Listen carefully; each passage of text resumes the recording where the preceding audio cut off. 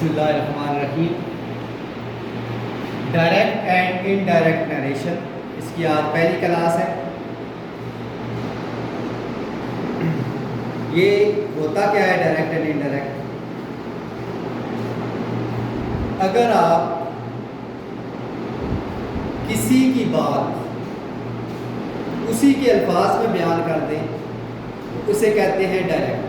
यानी कोई आपसे बात करता है, मसलन आपका दोस्त है, आपकी सिस्टर है, मिसाल है, वो आपसे कहती है मैं लाहौर जाऊंगी। अब आपने ये बात आगे किसी को बतानी है तो आप दो तरीक़ों से बता सकते हैं, एक डायरेक्ट से और एक इनडायरेक्ट से। डायरेक्ट तरीका क्या है कि जो आपकी बहन ने बात की है आप उसी के अल्फाज में सेम किसी को बता दें।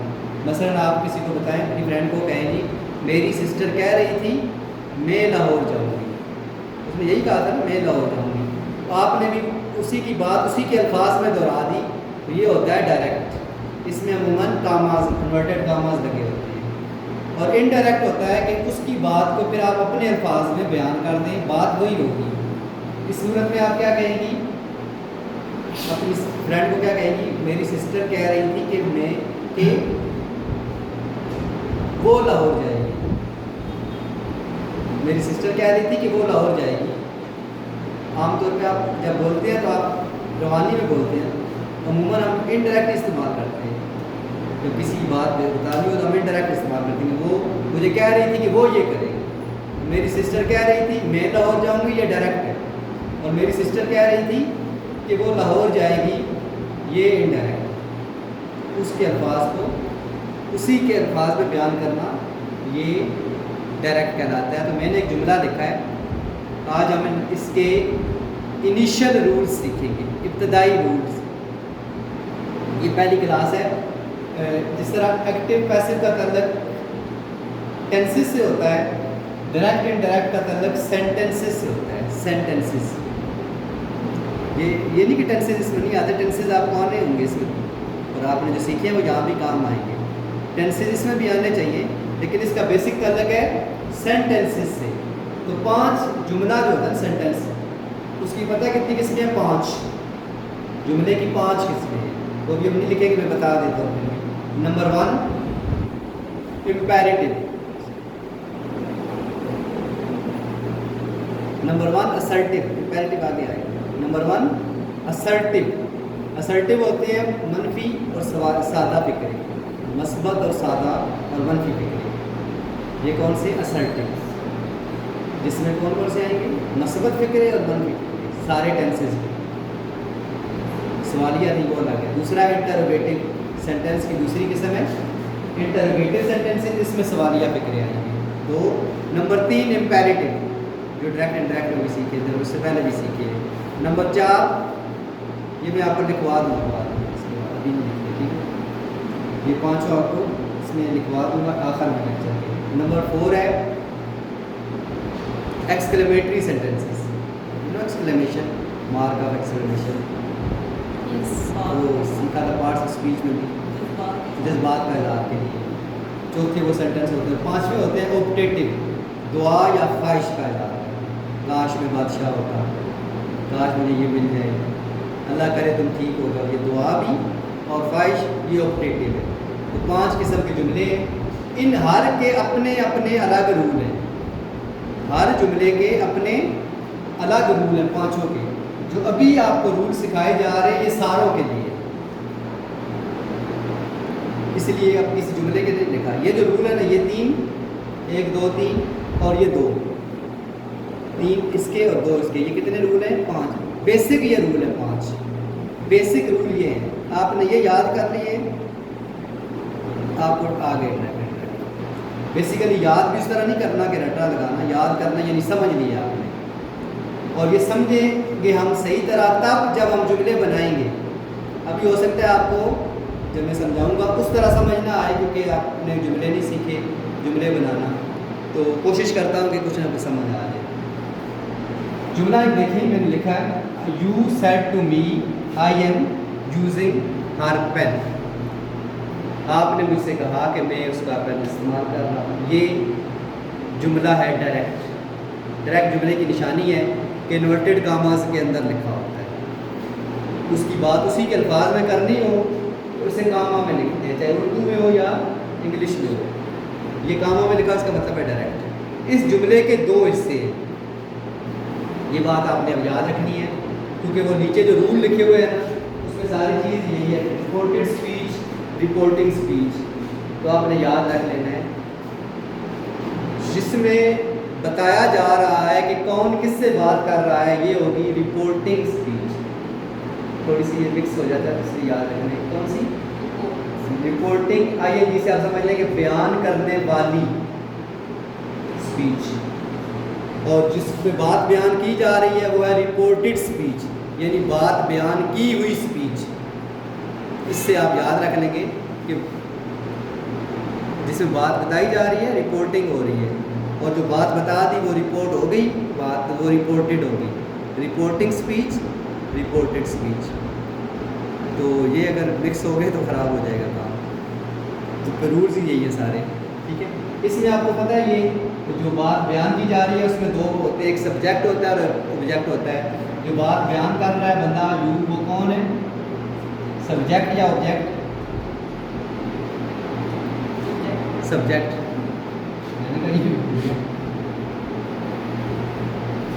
ये सब्जेक्ट है, और जिसको बात बताई जा रही है वो कौन है, ऑब्जेक्ट।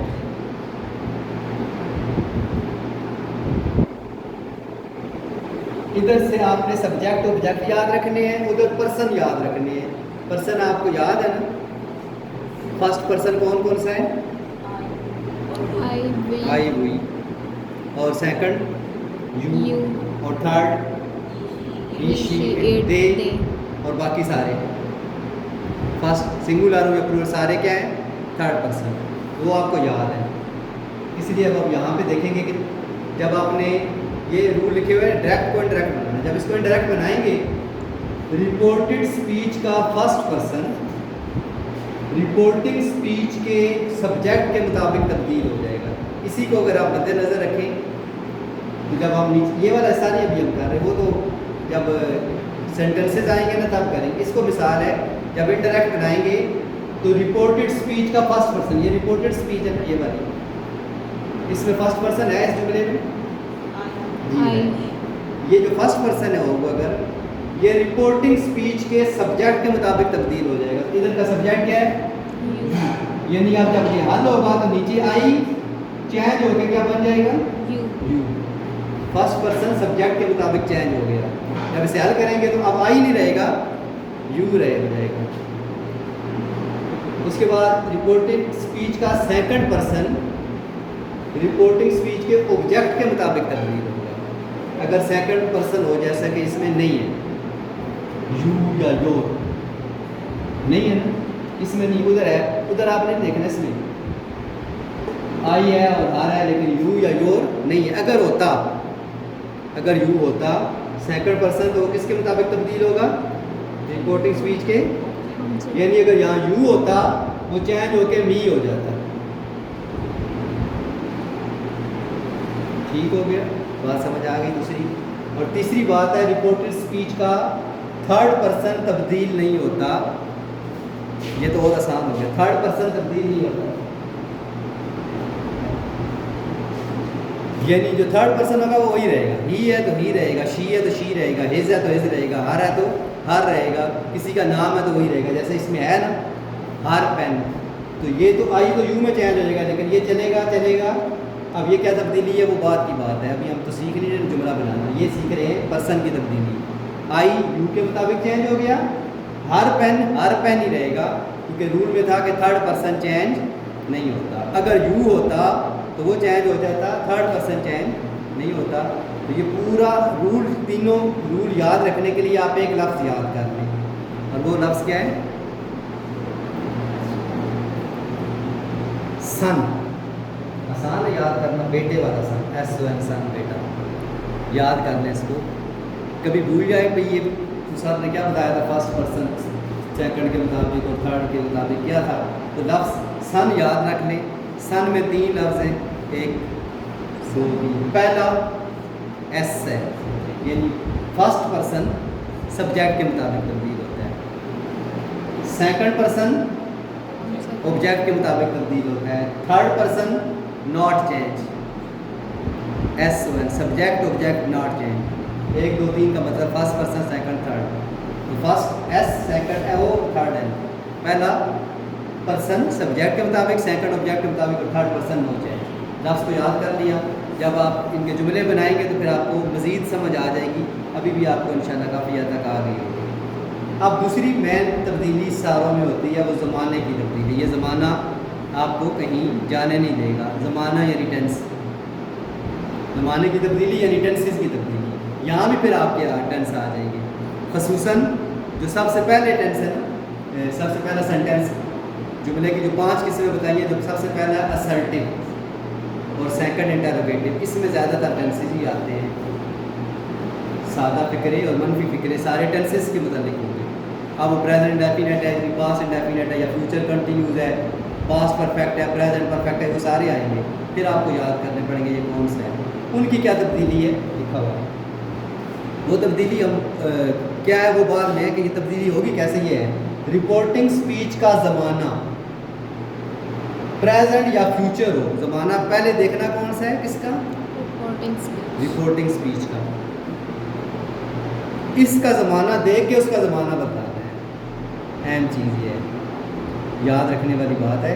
देखना इसका चेंज इसको करना है, ठीक है।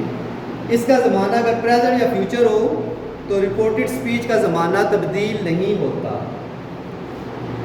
ये लिखिए यू सेड टू मी, इसमें ज़माना है, पता चल रहा है ज़माना कौन सा है, ये ज़माना है। यू सेड टू मी, इसमें ये सब्जेक्ट है, ये ऑब्जेक्ट है, ये ज़माना है। सेड ये ज़माना है, तो कौन सा ज़माना है ये, प्रेजेंट पास्ट या फ्यूचर, 3 ही ज़माने हैं ना, कौन सा है। बाकी तो छोड़ दें इंडेफिनिट से, ज़माने का बता दें। पास्ट है, सेड है, ये पास्ट है। अगर यहाँ पे प्रेजेंट हो या फ्यूचर हो तो फिर अगला ज़माना तब्दील नहीं होगा।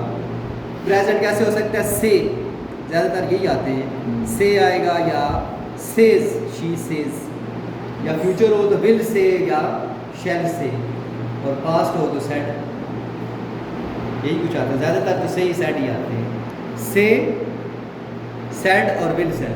अगर से और विल से होगा ये वाला, अगला ज़माना तब्दील नहीं होगा। ये जैसा ज़माना है ना, कौन सा ज़माना है इधर, आप पूरा बताएं ज़माना। आई एम यूजिंग हर ब्रांड, इसका बताएं। हाँ, ये पूरा ज़माना कौन सा, यानी प्रेजेंट इंडेफिनिट या फ्यूचर इंडेफिनिट या प्रेजेंट कंटिन्यूस या पास्ट कंटिन्यूस, इस तरह। Present continuous, present continuous, I am using, हाँ प्रेजेंट कंटिन्यूस है। अगर यहाँ पीछे प्रेजेंट या पास्ट हो, सॉरी प्रेजेंट या फ्यूचर हो तो ये ज़माना तब्दील नहीं होगा। प्रेजेंट कंटिन्यूस है तो प्रेजेंट कंटिन्यूस ही रहेगा। लेकिन तो पास्ट है, हाँ जी, पास्ट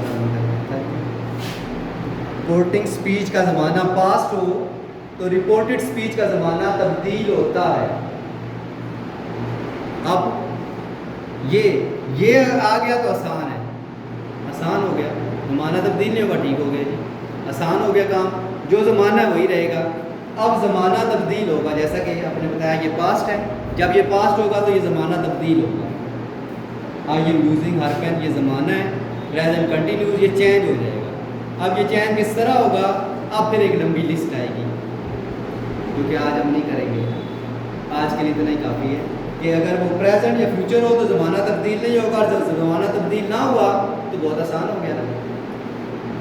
जब तब्दील हो गया तो फिर आप सोचना है कि कैसे तब्दील होगा। प्रेजेंट इंडेफिनिट किस में तब्दील होगा, प्रेजेंट कंटिन्यूस किस में तब्दील होगा, फ्यूचर इंडेफिनिट हो तो वो किस में तब्दील होगा। ये सारी तब्दीलियाँ हैं जो हमने याद करनी है। वो कब होंगी, जब ज़माना पास्ट होगा। ज़्यादातर पास्ट ही आता है और ज़माना तब्दील होता है। कम जगह पे प्रेजेंट और फ्यूचर भी आते हैं, ज़माना तब्दील नहीं होता। जब पास्ट होगा तो फिर एक पूरी लिस्ट आएगी। ये इंशाल्लाह हम अगले लेक्चर में वो लिस्ट शेयर करेंगे और सीखेंगे। और जब ये तो अगला लेक्चर भी हो जाएगा, फिर उससे अगले लेक्चर में बाकायदा हम जुमले बनाना शुरू करेंगे। तो बाकायदा जो बुनियादी रूल्स हैं वो हमने आज सीख लिए, तो इनको हमें याद करने